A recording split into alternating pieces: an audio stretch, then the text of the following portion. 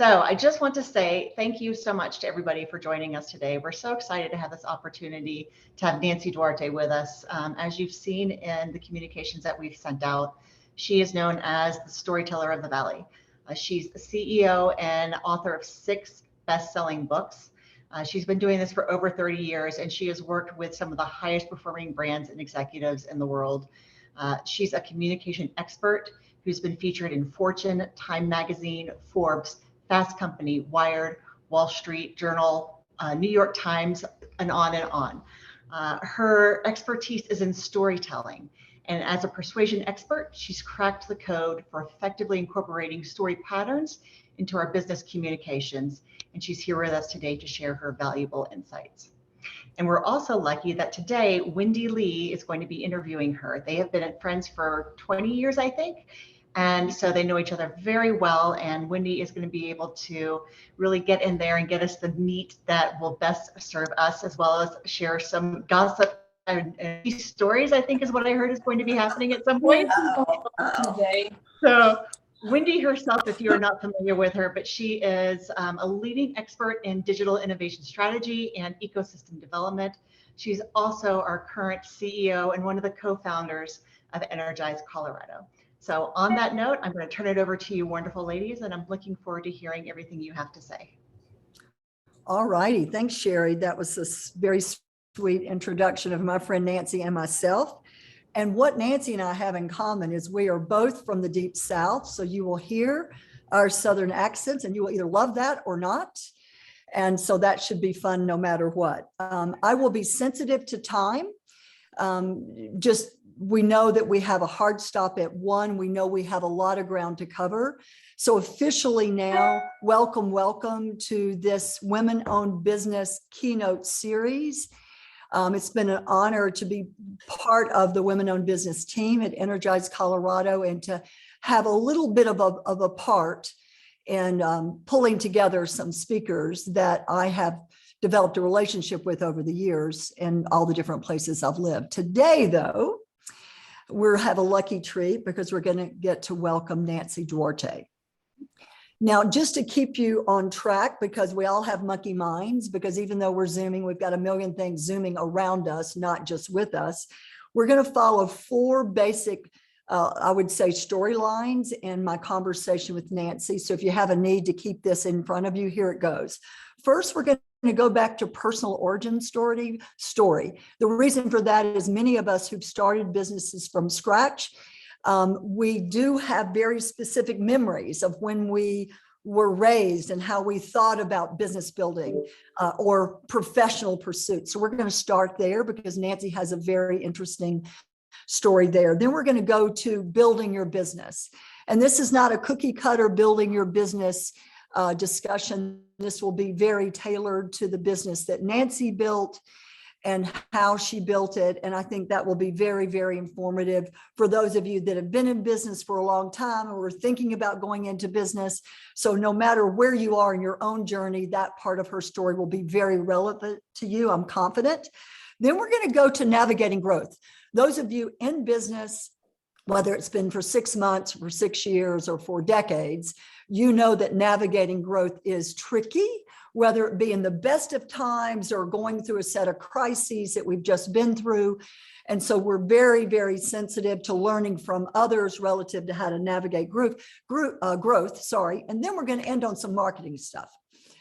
Nancy has a very unique perspective on marketing. Her firm is a B2B firm, but I think there are a lot of lessons she's learned that I know she'll want to share with you so you can up your game relative to communication, storytelling, and marketing overall. Okay, are you ready, Nancy? Yeah, I'm ready.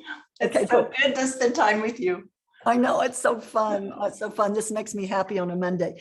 So let's start in the beginning.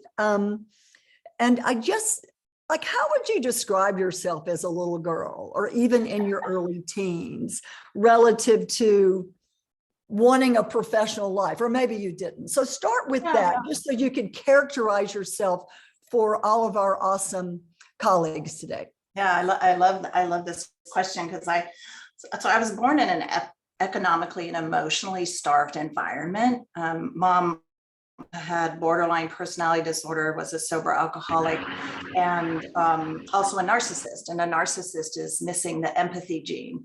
So there was all the trauma and abuse and neglect that would come in this kind of emotional cocktail. And so what was interesting as a little kid, I would do things like, I'm going to go rake leaves and save money so I could buy my clothes over at the Salvation Army, which was right across the street from my house. Or I just was industrious. Oh, I know, let's sell mints for Campfire Girls. And then when I was little, I think I was in about the 4th grade, I found an old abandoned desk and I put it in my room. And I would save all my money from raking leaves, and I would go to the little office supply store and buy little 3x5 cards. They didn't have Post-it notes way back then, but I bought these little office supplies. And so my method of escape into an alternate reality as a kid was to sit and play office at a desk. And I would trace things out of coloring books, and I would file them. And that's kind of what I do now, right? A very visual, organizing visual things. And yeah, it was a really interesting childhood. By the time I got into college, I knew I was gonna or wanted to go to college, though that wasn't like a norm for my family. And my mom abandoned me at 16. So she abandoned them. I took over running the household, even though I'm 3rd in line, which is interesting. That's not normal. So I did my first year of college, got a C- in speech communication, University of Southern Mississippi, and a D in English. And I got really discouraged because now I write books in English about speech communication. So I got really discouraged and did something I don't recommend, but it was the best thing I did. Is I got married when I was 18, which kind of got me out of my house. I got absorbed into this beautiful, large Hispanic family who I was young enough to have my brain rewired to have demonstrated for me what love looks like. And so that's kind of my little arc. I felt like my C- in speech communication was like a scarlet letter. You know, it was what I thought I always wanted to do. And it wasn't until about 5 years later, we bounced into the Silicon Valley that I got to do what I am called to do, which is fun. Awesome. Yeah. Thank you for that. I know the story, but I think the story is relevant for so many of us when we take the time, especially after the craziness we've been through the last 2 years, to kind of reflect on how we are who we are. Yeah. How did we develop this persona, this character, and what were those influences that kind of drove us to make professional choices? So I want to go to that next in this section. This is the last question, is like, what and who were those early influences? I mean, you talked about your mom as someone that wasn't helpful, to say the least, but I would imagine, knowing you like I know, that there were some experiences or people that you noticed, maybe even from afar, and modeled your choices around, which maybe even then weren't to own a small business, but your professional choices and endeavors. Yeah, I love that. And oddly, my mom was a really big influence because I watched and did the opposite, which shaped me incredibly. But there was a person. So I got married at 18. I worked at Long's Drugs as a cashier, and you got the name tags, and a local family friend who I didn't know because it was part of Mark's family comes through the line. His name's Pete. And he's like, you seem too smart to be a cashier. Are you related to Leonard Duarte? And I'm like, yeah. And he goes, well, I have this small office supply and typewriter repair store. And he's like, come and work for me. So it was this itty bitty hole in the wall dive. And I went to work for him, and he made me do everything, Wendy. Like, I was filing state tax, I was doing inventory, I was doing purchasing. He made me get out in this really ugly persimmon colored car and do cold call, like everything. He pushed me out the door so he could sit in the back and relax and eat goo clusters, and he pushed me and pushed me and pushed me. And his little business in 18 months quintupled. And I thought that was not that hard. It really demystified entrepreneurism for me. So when I was faced with this proposition to become an entrepreneur, it had been so thoroughly demystified by this tiny opportunity that I got to exploit in a really great way. And as much as he agitated me, that he made me do everything, that was one of the best things that happened to me was Pete at the office supply store. Typewriter, we did typewriter repair and everything. And I have very fond memories now of that being a critical moment and investment that I didn't recognize it at the time. Then I got a job. One of my clients was the only tech company in Chico, California, and I went to work there, and then we bounced down to Silicon Valley. Wow. Love that. And I didn't know that. So I love getting these juicy new bits about your history and what kind of created and formed the Nancy we now know, which is a very successful business owner. I'm going to play off the Pete story to go to the next phase. And by the way, gang, if you have questions, you can either put them in the chat just as a reminder, or you can put up a notice in the gallery, and we'll get to that too. We don't need it to be one way. I mean, I wish we were all together. Wouldn't that be fun, especially on today? Because Nancy, it's snowing today. It's very chilly here.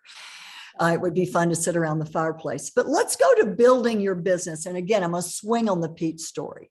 I love the idea that you actually had an opportunity to get entrepreneurship or business building demystified.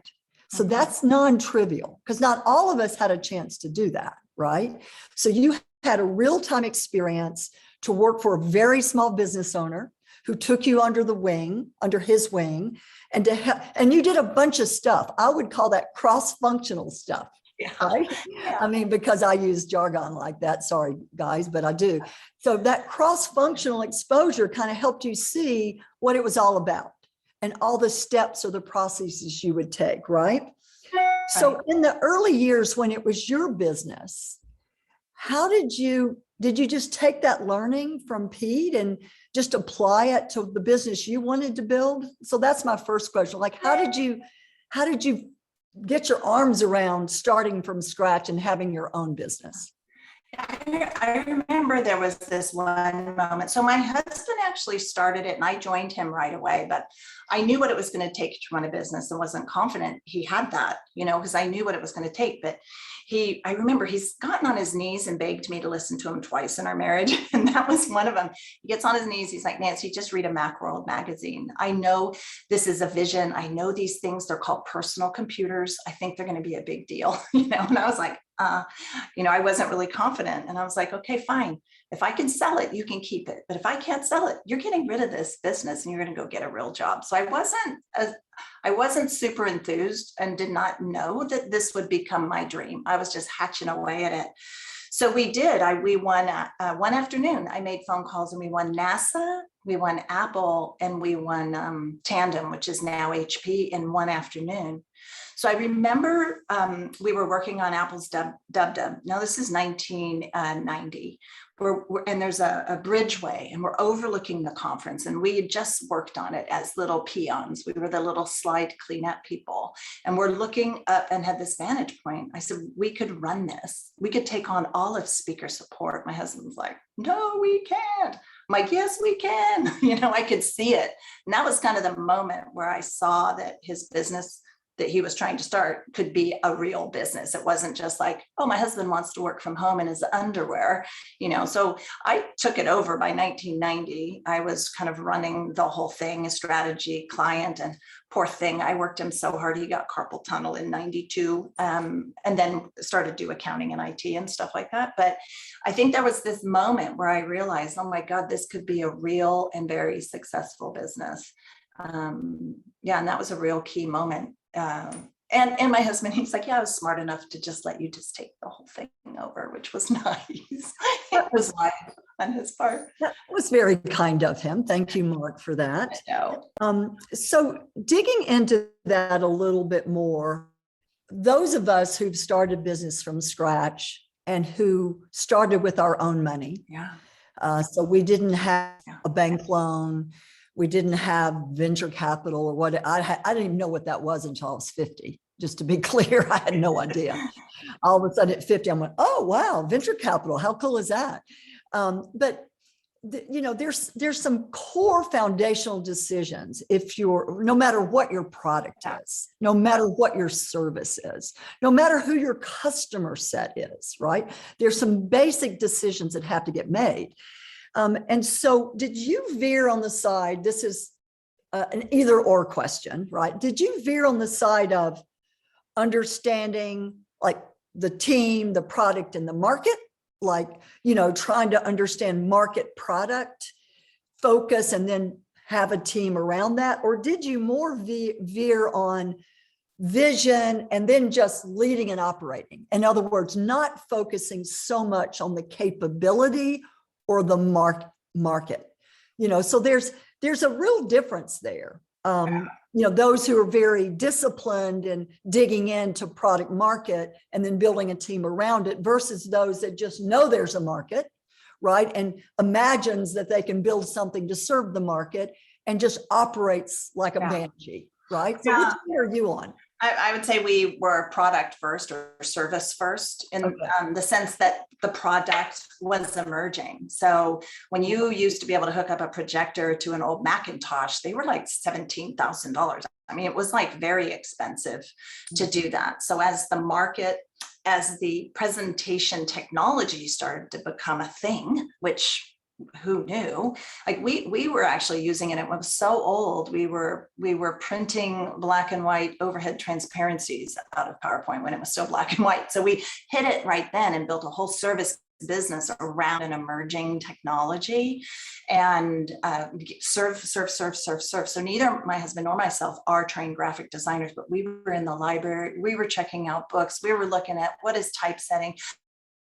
How do you do a layout? What is a layout? Like we just wanted to serve and give the best service. So oddly, one of the best things that happened to us was in 1992, Apple had a layoff and the price of the projection systems was just dropping. They were our largest client. They were about 70% of our business. And that large business unit had a massive layoff and they scattered across the Silicon Valley like seeds and took us with them. And so we just served and just hit the technology rise just at the right time. And that's how it rolled. Yeah. So I would say we were product first, but also we were leaders in it. It took about 9 years for other actual presentation agencies to even start up or even know this could be a business. You weren't selling, you guys never sold, even in the early days, a physical product. It was always a capability, a service-based capability. Yeah. But in the early days, there was no thought leadership around it. There was no book around it. There was just simply, let us help you build a story through a presentation set, a tool set that would impact your audience, right? Was that, do I have that right? That's how it started. Like we were freelancers, then we were a design firm, and then we got into the presentation niche from Jim Collins' Good to Great. If you don't know what the hedgehog concept is, everyone should know what that is. We decided, you know what, then the next reinvention was, I think we could be best in the world at this. And then, so that was like our fourth reinvention, was an actual energy put into what would it take to be best in the world. And that was when I published the book. So this sense of pushing the product forward. I didn't have a competitor for so long. I used to make one up. I used to have this persona of this young, hot, like UCLA grad that was this shark, and he was coming to take my business because I had to imagine this disruption all the time, just so I stayed sharp and put the energy into outpacing this imaginary competitor. And so, yeah, I think that's an interesting. Yeah, that's cool. That's cool. By the way, Jim Collins is from Boulder, just saying. Oh. Yes, and I've gotten to know him. Of course, I knew of him because I read his books, but I've gotten to know him since moving back. That's awesome. I sent him so much fan mail. Finally, he returned like a small note. Yeah. And I think it's framed somewhere. Like he's rocking that, and How the Mighty Fall just hit me at just the right time. He's magnificent, and his wife is too. Yes. We have a question that's come in for Nancy. And Nancy, people wanted to know how it is you went about targeting the people. How did you narrow in on how to pitch to these people that you wanted to grow your business, and what did you use for the messaging? Yeah, that's great. So I know everyone on the call is too young to remember this, but when my business started and this Mac was a thing, real graphic designers thought it was a toy. And what happened is, say at NASA and at Tandem, they would use electrical tape and an X-Acto knife, and they would cut the x-axis of a chart, and then they would like cut a strip by hand for the y-axis of a chart. Like, it was so much manual labor. So we, believe it or not, showed up as this digital disruptive upstart, and so I pitched at Tandem, look, we will photograph the back of your back plane, because they made these really kind of big computers that banks used. It was called Tandem because they had two machines running in tandem, so they never messed up their banking info. So anyway, I go in, I read one thing in the magazine thinking it's true. I go and pitch it like it's real. And I tell them, yes, we can photograph the back of your back plane, and my husband can draw it so photorealistic, it'll look just like a photo. And they're like, sold, right? And then I have to scramble, come to find out you can't really even do any of that. So we went in, we took photos like we knew what we were doing. And then my husband had to actually look at the photo. You couldn't even scan it in or trace it or anything. He had to look at the photo and draw a photorealistic one. But it was the largest contract we'd seen in our lives. It was $16,000. I'll just never forget it. Now, keep in mind, we stayed in a cruddy little tiny studio apartment. We already had our daughter. We lived way below our means. We still do. That was just one of our belief systems about money, is the borrower is a slave to the lender. So we stayed way below our means, and every penny we made, we bought technology. I remember we bought our first 35 millimeter slide imager, and it was 16 grand. Like, we were almost spending the amount of the contract to reinvest in technology because it was so expensive at the time. So just keep in mind that it's really important to know what the market wants. I listened to what their problem was, and I was like, oh yeah, we can solve it. And then I had enough BSc kind of reading. I'm a lifelong learner. By the time we jumped down here, I read every HBR cover to cover. I read every Inc. magazine, every Entrepreneur magazine wasn't even a thing back then. I read soup to nuts, everything. I was way on top of every trend. I knew what technology could do. I started to book technology companies. So I was a step ahead most of the time and knew what would become desirable in the future. And that was a real differentiator for us. So here I am, 28 years old, no degree, pop into the Silicon Valley, and I start to tell executives what to say. Nobody asked me, nobody said, where'd you get your degree? Nobody asked. I just had a stance of like knowing what was there, knowing what was coming, and a lot of moxie and believability, and a tiny pinch of Southern charm. But my accent's been long gone. So. All righty then. All righty. Well, I will say, as in response to that question, and thanks for asking the question from the audience, that let's categorize some of what you describe as preparation. Yeah. Right. I mean, I know that's not such an exciting word, but preparing for a call, preparing for an interaction with the customer, be it online, Zoom, face-to-face, it doesn't matter. I mean, you prepared, you had market knowledge you were gathering, you were thinking about the future, then you would prepare for the call. And then you were very differentiated in making sure you specifically met the needs of that customer. All those are fundamentals, right, to building a business. And it's easier to do now, right? You have the internet. We Heck yeah. have any of that. Like, so no excuse library. for those of us who don't. Like, that's just ridiculous, because there's so much, everything's available, not everything, but most everything. Yeah. Let's go into growth a little bit, because I want to make sure we leave plenty of time for marketing discussion, because you have such an incredible expertise around communications and telling a story and specifically differentiating yourself. But around navigating growth, just to kind of level set, when I first met Nancy, which was a couple of decades ago, she was looking around the corner, I would say, for her next phase of growth. And she was being very proactive about that. And we had gone through, our economy had gone through a downturn. And we're all affected by downturns. If we're product companies or business to business, it doesn't matter. We're all affected by that in some way. And Nancy was on this quest to think about the future. And I was really impressed with that, that she was investing in that discovery.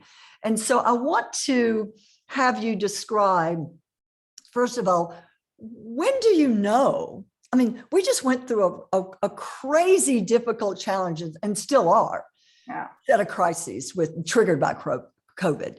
Like, we would have never known to plan for that. I mean, there's hardly, but how do you stop and know to reflect and think about the future? What goes through your mind when you think about growth? That's funny. I do think I have, maybe it's because of my upbringing. I don't only just think about the future growth. I think about utopian and dystopian outcomes.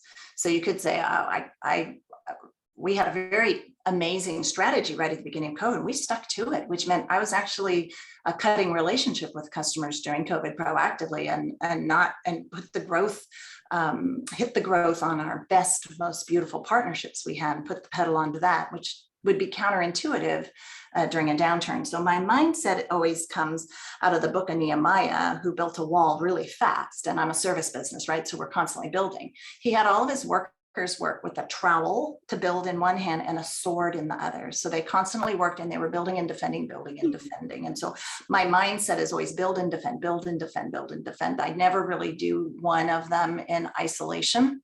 And so I do think every leader, especially on this call, you should always be fixating some of your time on the future. So I pretty clearly see the hemisphere that the company needs to go in. I know I'm headed in the right hemisphere about 5 years out.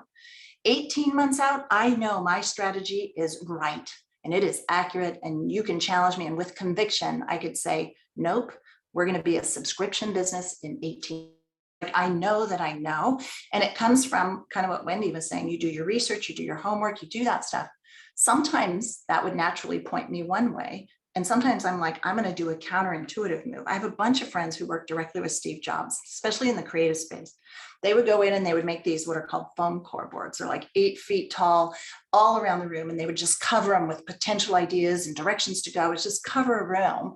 He'd walk in, quietly look at it and be like, we're going to go that way. Like a direction nobody even considered and no data would point you to. So there's times you do that. And then there's times you do what the data is telling you to do. But my biggest and boldest moves were counterintuitive. But I have a knower, like there's this knower, and then there's know that you know knower, which is down kind of, I can feel it when it comes from my heart or my spirit or my soul versus my head. I actually can feel when I'm speaking or doing things from both places. And so I use my heart knower to kind of confirm the direction to go. I maybe call it intuition too. And if you think about it, I didn't have data starting up. I mean, we didn't have data other than accounting information, right, Wendy? I mean, that's all we ever had. And now I think sometimes data can slow us down and we'll be like, my exec team will be like, well, that might be a good idea. So data should prove that we should go that way, so we've put the gas on some things that were pretty counterintuitive and was the right decision. Cool. So Nancy, for those people who don't quite have that intuition or the connection between their mind and their gut to say, this is what we should be doing, this is what I should do, what do you recommend they do to hone those skills? That's a really good question. I try to exercise like almost like prophetic imagination, like try to imagine things that could happen in the future. So I even just did one I just did one this weekend. Like sometimes they're mind maps, sometimes you just got to carve out the time to imagine alternate futures. You could imagine a utopian one, a dystopian one, and imagine it at the biggest extreme. The way we do our planning as an executive team, I say, pretend we had all the money in the world, all the staffing in the world, and all the technology in the world, and there was not one single roadblock to get us where we need to go. Where would we go right now? I did other labs where I had the whole company do things like, okay, in 40 years, presentations are going to be different. I want you all to go into these labs, and there was a structure to the labs. I want you to present back to me how presentations are going to be different in 40 years. And the amount of wireframing and ideas that came out of that, it was really powerful. So if you don't have the skill yourself, have the people who study the industry or product for you, give them this expansive and imaginative mindset to be able to try to figure that out. You got to transport yourself out of your critical and analytical nature. You have to transport yourself into a space and a place. Like we just did it for our planning, and we played the music from Willy Wonka, and we were just like, let's imagine this place. And so you do have to take some time to transport your place into a place of imagination. Yeah, that was a great question, Sherry. Thanks for following that up. I see that a question from Mandy. Before I go, Mandy, I just want you to know we're going to pick up your question. I'm going to make sure that gets answered by Nancy. But Nancy, I want to follow up this discussion before we go to Mandy with what role do mentors play in your life? Now, that's different from your board, because I know over time you developed a board, but for all of us in the women-owned business segment and in Energize Colorado overall, we've been fortunate to aggregate a very large number of highly qualified mentors to support small businesses across the state. And we're really proud of that. And we're now shape-shifting a bit and iterating it to make sure it's easier for all small business owners to access the right mentor at the right time. But I would love for you to share your experience with mentorship with these very small, awesome business owners from across Colorado. Yeah, I've done a few things. So for years, I didn't have the time or the space, right? Being a mom of small children. I actually have a photo. I told Wendy I might share it. So this is a picture of me. I became a mom to my second kid and an entrepreneur in the same month. I got my blue eyeshadow on and everything. So it's exhausting. I would do one REM cycle of sleep while I was being an entrepreneur, which meant I worked until 2 a.m. and then from 2 to 6 a.m. slept, got up, got the kids off to school. Like, it was hard. Big mistake was I didn't hire help sooner, and I should have. But what's interesting is I just didn't have the time to even look around. I got invited to some like loose networking things, but back then they weren't anywhere near the sophistication they are today. So there was this one fateful day where I was at a TED Prize award giveaway, and this woman in a beautiful Indian sari walked up to me, to my table, happenstance. Can't even believe it. I'm like, well, what are you doing? And she's like, well, I'm curating a bunch of executive women to go to India. I'm like, oh my God, that's been on my to-do list for a long time. I kept moving this piece of paper around my desk saying, go to India, go to India.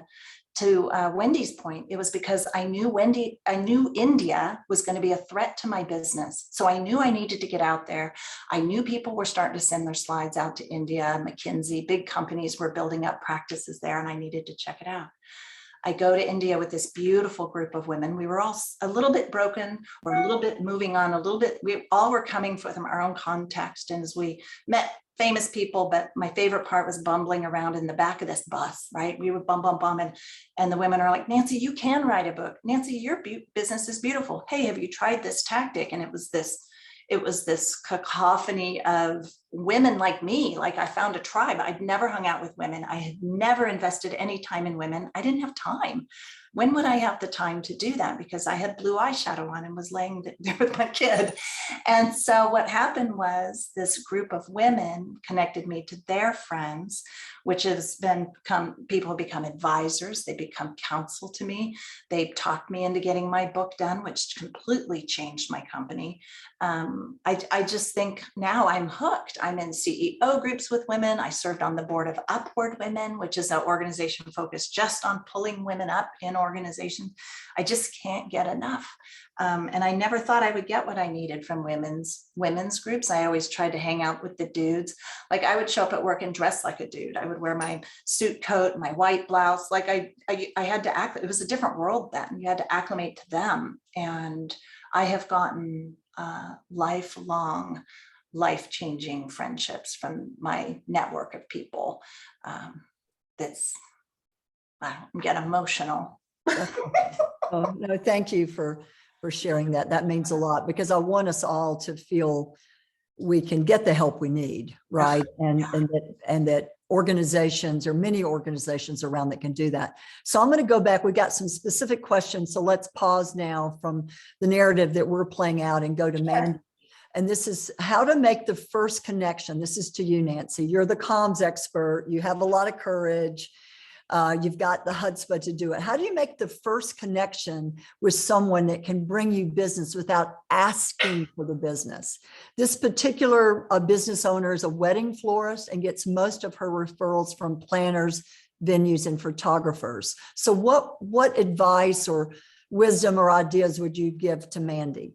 Yeah, I think the strongest and fastest way to build a business is through referrals. So from the brides, from your ecosystem is referrals. And I think that I've my belief system is we always erred from a place of generosity. When I won NASA, I did the first few gigs free just to make sure they thought I was excellent, right? So I err on generosity and helpfulness.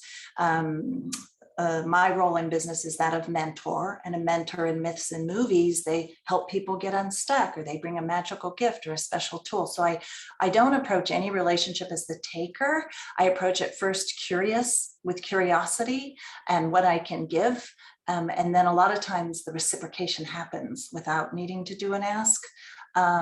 So I love some of the work by the I don't know if you guys follow Jia Jiang, but he's a rejection specialist. Like he, and I have another friend in France, and she doesn't finish her week until she's been rejected 3 times. So sometimes she could ask for 20 different things, and it took that many to get rejected 3 times.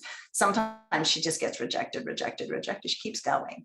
And so I think the ability to make an ask and be okay being rejected is smart, unless your ecosystem is small. So if your reach and ecosystem is really tiny, you can't take a risk with rejection too many times. But I would start with referrals, like give back to some, offer to do a portrait for the banquet family or whatever. Like there's got to be a way where you can give your gift and you get back.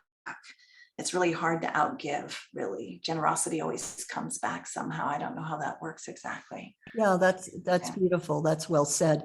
I also see in the chat, Sherry, I'm going to go to you for help here. It looks like Gwen's questions have been answered, but I want to make sure, Gwen, if you want to take yourself off mute and dig in a little bit further, we certainly can.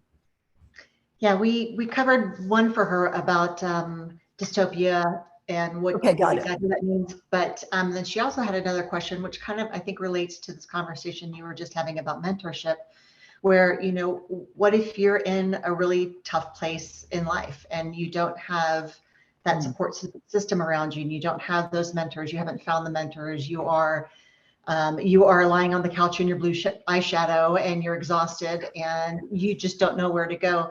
How do you find, whether you want to call it the chutzpah or the energy or the confidence, determination, people that want to make it happen? How do you recommend they get themselves off that couch and get forward? So Gwen, definitely feel free to chime in if that doesn't completely cover what you're asking, but that's how I interpreted your question. I can answer it if she wants to chime in. There have been seasons, like that picture I showed, I had like 3 breast infections too at the same time, right? So there's seasons. I think life is like that. It ebbs and it flows. I think the fact that Gwen is on this call from an organization, you know, run by Sherry and run by Wendy, and stay in it. What was interesting is it was about 2006 here in the Valley. It was almost like all the women were like hand on the plow, couldn't look up, couldn't look around. It was like all of us kind of poked up like little meerkats and looked around all of a sudden. So I think it's going to be important that you have a group that holds you accountable. The ones that'll be like I was on the phone with one of my girlfriends that went to India, and she's like, I'm languishing. And COVID's making me languish. And so it's like, let's go have a languishing party and let's go on a hike. Right? But we had friends. We could call each other. We could be, I'm not okay today. Will you help me? Will you hold my hand? We had another girlfriend who you have this network where her son died suddenly, and wow, women rally, like we rallied. And so I think you have to invest in these relationships, and then they will help pull you out of these really dark seasons. And it's the dark threads in the tapestry of our life that create the richness. And I'm a storytelling expert, so for me, the situation you're in is like a 3-act structure of a story. Here's this likable entrepreneur, right? Everyone's rooting for you. You go through really hard times. You have tests, you have trials, you have roadblocks, you have hardships, you have everything thrown at you and the kitchen sink. The decisions you make while you're in that messy middle are what give you the stories is what gives you the stamina and gives you the results to resolve this 3-act structure. So as a story expert, whenever I'm down, whenever I'm really going through a dark, dark time, I raise myself above it. I look at it as a narrative and I say to myself, oh, that's right. I'm in the messy middle. I'm going to make decisions today that turn this whole thing around so it has a happy ending or it has a resolution to it. So we are drivers of our own narrative, and we can't just overlook those messy middles and those moments of languishing and wanting to give up. We need to kind of seize those and solve it. And that's what makes you a better leader, because then you have stories to tell when you have your own employee languishing, or you have a partner, or you have your ecosystem, your photographer at the wedding is now languishing too. You have a story of how you overcame, and your stories of overcoming are what are part of your generosity as an entrepreneur to encourage others and keep them in the game. Oh, that was Right. beautiful. And as an entrepreneur myself, I can absolutely say that when I have shared my story with people that I have partnered with, of all of the things that I've gone through and so forth, it builds that connection. So it ties back into what you were saying about, how do we get to that feeling, reaching the right people that we should, right? The people will connect with our message are the ones that we should be sharing that message with. And it just kind of goes hand in hand. So going through the difficult times or even the exciting times, but being able to relay that and establish those partnerships is crucial. And I think the other crucial thing for a lot of people too is realizing that we are not alone. There are so many of us that feel that isolation, that feel that difficult times, that it's a struggle, and how are we ever going to make this happen? And it does take a lot of courage to just step out and go to a group meeting or sign on to a group meeting, signing on to this, just to see when you feel like you're all alone, you're not all alone. There are thousands and tens of thousands of us out there that are longing to succeed in what we do and looking for the help, and even just the camaraderie to say, this is really hard. I'm having a hard day, or I'm having a great day. Being an entrepreneur takes a lot of resolve. Like, it is not for the weak. And so most of the time you're logging in or reaching out to get the resiliency, to get the fuel, to get the emotional fuel. And a friend isn't going to be able to pull you out. You got to get the nugget from them that gets you to raise yourself up, you to commit, you to put in that extra hour after kids in bed, whatever the sacrifice is, to make the outcome of your life what you want it to be. So I completely agree, Sherry. Have you by chance read Mel Robbins' new book? No, I haven't. I admire. Okay, so then I'll share this on the call for anybody who's interested. If you don't know Mel Robbins, she's a fantastic. She's the most successful, most booked female speaker in the world. She is a hold no bars, kick ass, tell you like it is woman. But she just released a book called The High Five Habit, and it's all about what Nancy was just talking about, where, how do you get yourself going? How you look yourself in the mirror and you give yourself a high five, and you start learning to talk kindly to yourself, and you start saying, if this is the best I've got today, then I will do my best I can today. And those kinds of things. And really how, like you were saying, Nancy, how to get yourself going and over these difficult times. So I think you would enjoy it as well. It's a great book. It's awesome. Easy to be mean to yourself, and don't be mean to yourself, and be very forgiving of yourself. I think we tend to be more forgiving of others than ourselves. So that'll keep you in the game pretty quick. One tactical question, and speaking of books, Sherry, thanks for bringing that up, but there was a question in chat around, if you could drop in chat, Nancy, the name of the rejection specialist. Yeah. I want to make sure we tie that off. I mean, in our Zoom calls, throughout all the work we do, we just try to make sure that the questions are answered, and we drop into the chat what people can leverage later. And then I'm going to wrap it up. We have good 15 minutes, and I want to jam on marketing a little bit. If there ever was a functional area that has morphed and transformed over the last couple of decades, it is marketing.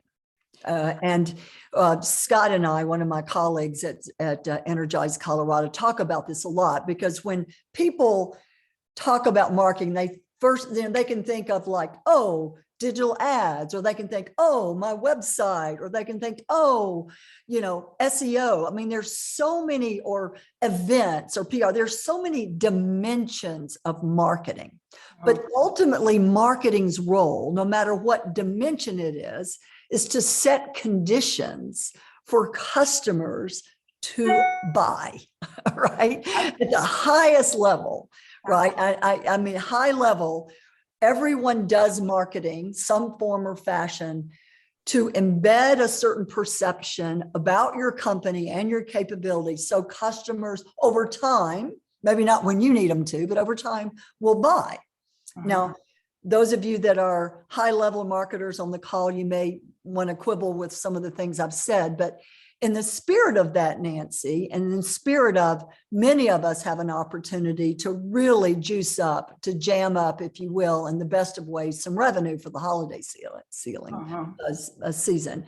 What are some of the essence, the tools and tricks you've learned, not just in your own business, but you've learned in working with others that matter now? Because this is a different time. Right? This is not about reduce your price or colors matter or your logo has to look a certain way. Like, what do you think we're going through now as business owners that can actually help drive the right kind of attraction of new customers and the right retention of existing customers? Talk a little bit about that. Yeah. And there's a lot of noise right now too. Yes. Right on. I think that a lot of it is perspective. Obviously, your business needs to be better than, different than, right? The solution that you have better be better than, different than, and have a really clear voice about how you're better than, different than, but it can't be arrogant. So if I go back to storytelling, I mentioned about the mentor. Your brand, your product should not be the hero of your messaging. So if your messaging is like, I will do this. We are this, we are that. My product is this, and it's all about you. You have a problem because you've set yourself up as the hero of your own brand. What you need to do is think about, what does this do? Oh my gosh, my consumer is my hero. Okay, so consumer's the hero and you're the mentor. Well, what does a mentor do? I mentioned earlier, they help the hero get unstuck or bring a magical gift or a magical tool. So you got to think, how does my product get them unstuck? How does it bring someone a magical, how does it create human flourishing? And that's what you need to focus on, is how does it do that?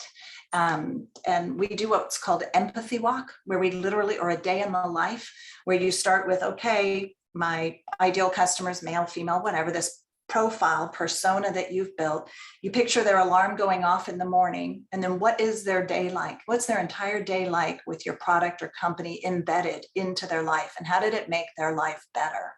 And that's what people need. They want to know that if they acquire what you have, that it's changing them. They don't want to know, oh, so-and-so is trying to be in the 2 comma club. They don't care. If you look like you're hustling or hassling, they don't want to be part of that. And so I think it has to solve a problem that they have. So there's work to do there. Like, what problem are you solving? How are you creating human flourishing? What happens if they do buy your product? What happens if they don't buy your product? And there's this whole way to try to solve some of the messaging there that will make it, if you do choose to invest in an ad, when that ad shows up and it's beeping in their face, they click on it, right? And so it's just all in the framing of how you do that, and think through your customer as a story, and you'll find new ways of doing. There's a great article by the founders of Airbnb. And they did this. They did an empathy walk. And they don't call it that, but I don't remember what they even called it. But anyway, they thought about that. Like, what is a day in the life of our customers? And when they did that exercise, they're like, oh my God, we need to change our entire technology strategy. We're supposed to be mobile first. And they found that. So it's a great exercise, whether it's for marketing, or a great exercise, even if it's for product strategy or for what you should do next. Just thinking empathetically for a long time about what your customers need, that's a no-brainer win. That's fantastic. And I would follow it up with, Nancy, once somebody has figured out what they want to say to their customers these days, what are the best methods and avenues to use to reach those customers? Yeah. So, what's funny is every time algorithm changes by one of the big tech company, everything you do, it can undo so much. I'm a B2B business, so webinars work for me. So I'm probably different than like typical holiday consumer behavior, but by giving them something that will help them get unstuck in their job and advance their career, like our material does, those are big winners. Releasing snippets of videos, tips and tricks, those things help me. We do a Cyber Monday kind of sale where we only discount our e-courses, and that makes pretty good revenue, but it's not, it's almost like goes straight to the profit. It's not like it's a life or death deal breaker kind of a thing. But there's so many ways. I'm experimenting now to become a thought leader. I'm finding the best platform, if it's B2B, is LinkedIn. My LinkedIn followers are up. I'm doing LinkedIn Live. We're going to be launching a LinkedIn newsletter. All your followers get an email on LinkedIn. So that's B2B. Definitely for consumers, it's Instagram for sure. That's the one to spend money on. But it's the messages, it's the visuals, it's the bait you're putting out there that attracts them. I want to tease out a little bit, and we're almost out of time, and so we probably won't have time to do it justice. But the whole notion of voice, and that's of all the companies I've worked in since you and I've known each other. You've always helped me understand the voice of the company, the voice of the product, the voice of the brand, whatever tent you're in, but to really understand the voice. And that is a major differentiator, especially now, be it in video, and beautiful pictures you would see on Instagram, or just in long form or short term. There is a voice. Yeah. And I would, regardless of how large the business is, what the business sells, I mean, you could have, a dozen customers, you could have 4 big customers, you could have hundreds of customers. What we know for sure is that customers acquiring products and services, buying products and services, and staying with that provider, there has to be some resonance, right, in the voice of how that product or service is described. Exactly. And it's easy to miss that and go to, well, I want to buy an ad, and it's got to do this amount, it's got to do this, this kind of, have to have this many click-throughs. I mean, I think it's hard to stay with that, the thinking through the voice piece. It's not natural for everyone, right? What would you say to that, Nancy, and kind of closing off on this marketing discussion? Yeah, all your buyers are in different places on their journey. So creating what we would call a communication strategy, where you understand, like, well, this client's probably stuck here, but this one's stuck there. Do the persona, write the copy as if you're writing it to a human and not to create a sale, is all very important. Patty Sanchez and I co-wrote a book called Illuminate, where it does break down the different places your teams might be in a journey and the kind of emotional fuel they need. It works for internal and external comms. So I think that that's really important. And I agree with Wendy. Voice means how it's visualized. It means what you said. I have a real good friend. She's like my competitor in France. So we started it. Now there's all these other companies around the world that have started up. And her brand is like hot pink, sassy, like they call themselves queens of business. Like, it's really completely different. That wouldn't go well here with big tech. It works great in France because she's like, oh yeah, everyone loves it when I'm all like, sassy, and her business is growing. That, for me, that's not representative of what I am or what I offer. And so we just approach it different, but it massively works in France for her. So you just got to know, like, who it is exactly you're talking to. You can also figure out what you think your voice is and run it by people. I think as a small entrepreneur, stay true to yourself. Don't make up some voice. Don't mimic someone else's voice. Say, this is my voice. This is why my voice is that. As you get to know yourself better and love yourself and accept yourself, you'll be able to use your own natural voice, and it'll start to move people. It'll move people. It'll move their lives. It'll move your customers. Just be your genuine and authentic self. If that means hot pink and sassy, it means hot pink and sassy. But you also have to make sure there's a market for hot pink and sassy, because I don't think it would do as well here in the Valley, but you just got to know. You got to know yourself, and you got to know and be proud of what you sell and why you sell it. Thanks, Nancy. So, yeah. Nancy, on that tact, do you have any books that you would recommend to people that they could read, or websites, anything where they could go to help them learn how to identify their customers and how to communicate with these customers? I do. So, well, all of my books are based in empathy. That comes because my mom had none. So empathy is central to all of mine. Resonate, my TED Talk, will kind of help in that direction. The best book on growth I've seen is by Tiffany Bova. She's one of the execs over at Salesforce. It's called Growth IQ. So she creates this little ecosystem, all the things you could do, classic marketing stuff, but she put a new and current digital spin on each of them. What was interesting is I have 2 different business units. One of them, I should have done 3 of those. I think there's 8 or 9 in this beautiful ecosystem. You could even do an image search on Tiffany Bova and Growth IQ. One of my businesses, I needed to put the gas on 3 of them. And my other business, 3 different ones, 3 completely different moves for these 2 different business units. I highly, highly recommend that book. It's like a nice inventory. And then that's my mother-in-law's dog. It's like a nice little inventory that where you almost can use like a dial to assess what you need to do next. It's really good. Are awesome, great suggestions, and that's important to us, right? Because we like to provide our colleagues examples and specific things they can read and things they can do to improve any part of their business, and in this case, the marketing business. So we're going to close off. So Nancy, well, first of all, Sherry, thanks for having this idea of having the keynote series for all of our stakeholders around the state, and to do things together, I think really matters. And even though these are just Zoom calls, I always feel more inspired and connected to the small business owners, especially women small business owners across the state. So I want to thank you and Anya and Laura and all our colleagues at Energize Colorado for coming up with these great ideas and the programming around them. So it gave us an opportunity to reconnect with Nancy, which was a special treat. And I just love her to death. And you can understand now why. And wherever I go, she always comes to join me. She did in Cincinnati when I was there. And now she is with us here in Colorado. And Nancy, I'm always inspired, but I'm also reminded about very specific strategies and tactics that as a business owner, I need to do better with and focus on. So thanks for being both inspiring and pragmatic, making sure that I can be a better leader and a better business owner in the future. And to all of you who have taken 1 hour out of your very busy days, be sure we know that you've made a choice. There are lots of things you could be doing in this hour, and you chose to join us. And I want you to know we appreciate that a lot.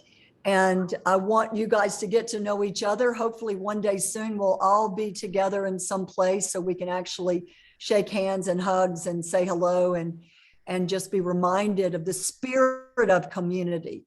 That's what Energize Colorado is. We're community builders to help small business owners drive resilience and inclusivity in the next phase of their business. So with that, 1 o'clock straight up. Thank you very much. Take care, and we'll see you soon. Thanks for the hard work on Energize Colorado. You ladies are Thanks, everyone. See you next time. okay. Bye. Bye.